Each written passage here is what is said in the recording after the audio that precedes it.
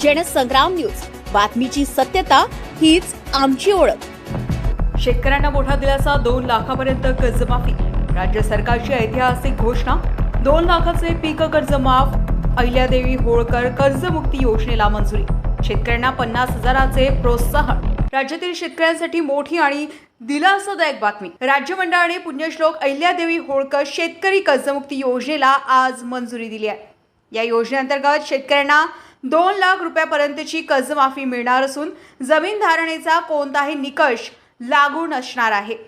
1 April 2019 ते 31 मार्च 2025 दरम्यान घेतलेल्या अल्पमुदत पीक कर्जाची थकबाकी पात्र शेतकऱ्यांना माफ केली जाणार आहे।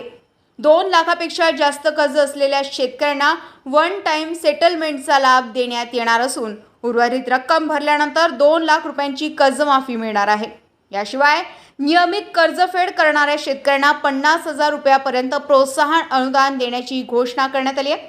मात्र सरकारी कर्मचारी, आयकरदाते आणि काही विशिष्ट पदाधिकारी या योजनेसाठी अपात्र असतील।